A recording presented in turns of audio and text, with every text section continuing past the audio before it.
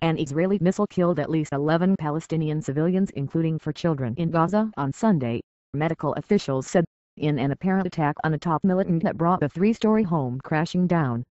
International pressure for a ceasefire seemed certain to mount in response to the deadliest single incident in 5 days of Palestinian rocket attacks on Israel and Israeli airstrikes on the Gaza Strip. Israel gave off signs of a possible ground invasion of the Hamas-run enclave as the next stage in its offensive, billed as a bid to stop Palestinian rocket fire into the Jewish state. It also spelled out its conditions for a truce. U.S. President Barack Obama said that while Israel had a right to defend itself against the salvos, it would be preferable to avoid a military thrust into the Gaza Strip, a narrow, densely populated coastal territory. Such an assault would risk high casualties and an international outcry.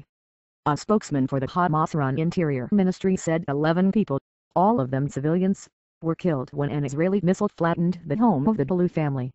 Medics said 4 women and 4 children were among the dead. Israel's chief military spokesman said Yahya Baiab, the senior commander of rocket operations in the Gaza Strip, had been the target. The spokesman, Yoav Mordecai, told Israel's Channel 2 television he did not know whether Baiab was killed, but the outcome was that there were civilian casualties. He made no direct mention of the destroyed dwelling. Prime Minister Benjamin Netanyahu said earlier that he had assured world leaders that Israel was doing its utmost to avoid causing civilian casualties in the military showdown with Hamas. The massacre of the Balou family will not pass without punishment, Hamas's armed wing said in a statement. In other air raids on Sunday, 2 Gaza City media buildings were hit, witnesses said. 8 journalists were wounded and facilities belonging to Hamas's Al-Aqsa TV as well as Britain's Sky News were damaged. An employee of the Beirut-based Al-Quds television station lost his leg in the attack, local medics said. The Israeli military said the strike targeted a rooftop transmission antenna used by Hamas to carry out terror activity and that journalists in the building had effectively been used as human shields by Gaza's rulers. For their part, Gaza militants launched dozens of rockets into Israel and targeted its commercial capital, Tel Aviv, for a 4th day with one attack in the morning and another after nightfall. Israel's Iron Dome missile shield shot down all 3 rockets, but falling debris from the daytime interception hit a car, which caught fire. Its driver was not hurt. In scenes recalling Israel's 2008 to 2009 winter invasion of Gaza, tanks, artillery and infantry massed in field encampments along the sandy, fenced-off border. Military convoys moved on roads in the area newly closed to civilian traffic. Netanyahu said Israel was ready to widen its offensive. We are exacting a heavy price from Hamas and the terrorist organizations, and the Israel Defense Forces are prepared for a significant expansion of the operation, he said at a cabinet meeting, giving no further details. Gaza health officials said 69 Palestinians, about half of them women and children, have been killed in Gaza since the Israeli offensive began, with hundreds wounded. The Israeli military said 544 rockets fired from Gaza have hit Israel since Wednesday, killing 3 civilians and wounding dozens. Some 302 were intercepted and 99 failed to reach Israel and landed inside the Gaza Strip, it added. Israel's declared goal is to deplete Gaza arsenals and force the Islamist Hamas to stop rocket fire that has bedeviled Israeli border towns for years and is now displaying greater range, putting Tel Aviv and Jerusalem in the crosshairs. Israel withdrew settlers from Gaza in 2005 and 2 years later Hamas took control of the impoverished enclave, which the Israelis have kept under blockade.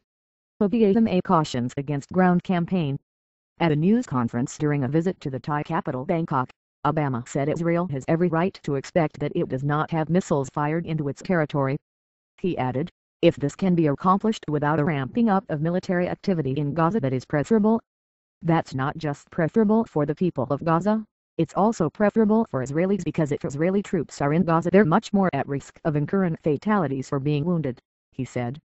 Obama said he had been in regular contact with Egyptian and Turkish leaders to secure their mediation in bringing about a halt to rocket barrage by Hamas and other Islamist militants. We're going to have to see what kind of progress we can make in the next 24, 36, 48 hours, he added. Israeli officials declined to confirm or deny reports that an Israeli negotiator had flown to Cairo to discuss a ceasefire. Egyptian President Mohamed Morsi said in Cairo, as his security deputies sought to broker a truce with Hamas leaders, that there are some indications that there is a possibility of a ceasefire soon, but we do not yet have firm guarantees. Sylvan Shalom, one of Netanyahu's deputies, said, there are contacts, but they are currently far from being concluded. UN Secretary-General Ban Ki-moon will be in Egypt on Monday for talks with Mursi, the foreign ministry in Cairo said. UN diplomats earlier said Ban was expected in Israel and Egypt this week to push for an end to the fighting.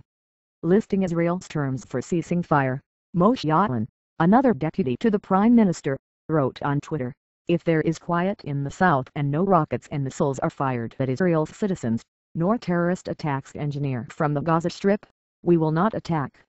Israel's operation has so far drawn Western support for what U.S. and European leaders have called its right to self-defense, but there was also a growing number of appeals from them to seek an end to the hostilities.